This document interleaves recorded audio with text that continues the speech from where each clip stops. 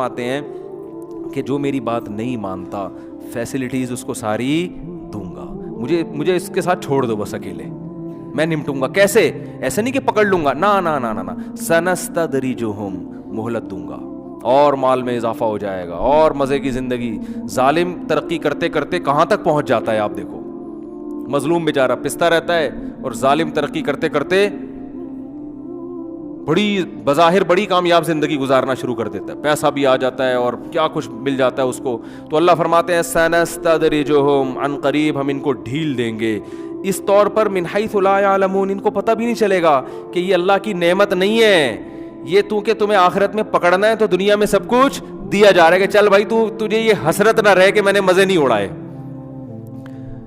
اور مجھے آخرت میں جو سزا مل رہی ہے غلط مل رہی ہے, نہ مجھے تو گناہ کی وجہ سے دنیا میں بھی مزہ نہیں آیا تو آخرت میں کیوں سزا مل رہی ہے. اللہ فرماتے ہیں یہ حسرت نہیں رہے گی, ٹھیک ہے نا.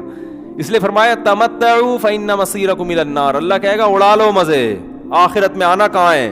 آگ کی طرف. تو فرعون ظالم کو کتنی مہلت ملی ہے, ایسی زبردست حکومت, اتنی بڑی طاقتور حکومت, اور بغاوتیں کرتا جا رہا ہے, بنی اسرائیل کے بچوں کو قتل کر رہا ہے, ماں کے سامنے اس کے بچے کو ذبح کرو, ماں پہ کیا آرے چلتے ہوں گے, ماؤں کی بددعائیں, کوئی بددعا نہیں لگ رہی فرعون کو بظاہر.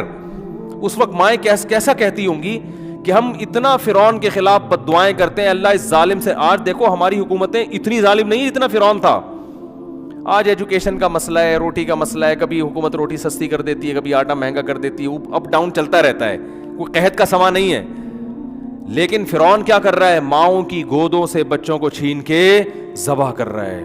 اس کے فوجی پہنچ جاتے تھے. کیسی بنی اسرائیل کی ماؤں نے, جو ایمان والی مائیں تھیں, کیسی چیخو پکار کی ہوگی, کیسی بددعائیں کی ہوگی, لیکن فرعون کا بال بھی خراب نہیں ہو رہا. حتیٰ کہ حضرت موسیٰ علیہ السلام آ گئے اور موسیٰ علیہ السلام تبلیغ کر رہے ہیں, دلائل کے انبار لگا دیے, مگر فرعون کو ترقی ملتی چلی جا رہی ہے. اتنا ہو گیا کہ فرعون نے, جب حضرت موسیٰ آئے ہیں نا اور دعوت کا کام جب شروع ہوا ہے, تو فرعون نے بنی اسرائیل پر ظلم کم کرنے کے بجائے اور زیادہ بڑھا دیا. یہاں تک کہ بنی اسرائیل جنہیں یقین ہے کہ یہ کلیم اللہ ہے, اللہ کے پیغمبر ہیں, ان کے نیک لوگ بھی چیخ اٹھے, کہنے لگے یا موسیٰ اوذینا من قبل ان تأتینا, اے موسیٰ تیرے آنے سے پہلے بھی عذاب میں تھے, ومن بعد ما جئتنا, تیرے آنے کے بعد بھی عذاب بڑھ گیا, کوئی کمی نہیں ہوئی ہے, تو یہ کیا فائدہ, ہمیں تو کچھ فائدہ نہیں ہو رہا تیرے آنے کا. حضرت موسیٰ کیا فرما رہے ہیں؟ یا قوم استعینوا باللہ واصبروا, اے میری قوم اللہ سے مدد طلب کرو اور صبر کرو.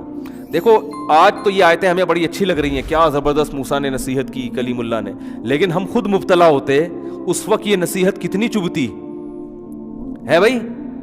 ایک آدمی ظلم کی چکی میں پس رہا ہو, ان کے مردوں کو غلام بنا لیا ہو, مشقت والے کام لیے جاتے ہو, تنخواہیں تھوڑی دی جاتی ہوں, گھروں میں چولہے نہ ہو, بچے پیدا ہو رہے ہو, ماں باپ کے سامنے ان بچوں کو ذبح کیا جا رہا ہو, اور ایسے موقع پہ اللہ موسیٰ علیہ السلام کو بھیجے اور دعائیں ان یہ بتائے کہ تمہاری دعا قبول ہو گئی ہے, اور موسیٰ کلیم اللہ آ گئے ہیں, اور حضرت موسیٰ تسلیاں دے رہے ہوں کہ اللہ مدد کرے گا, تم ایمان پر قائم رہو, نماز قائم کرو, ایمان پر قائم رہو, صبر کرو.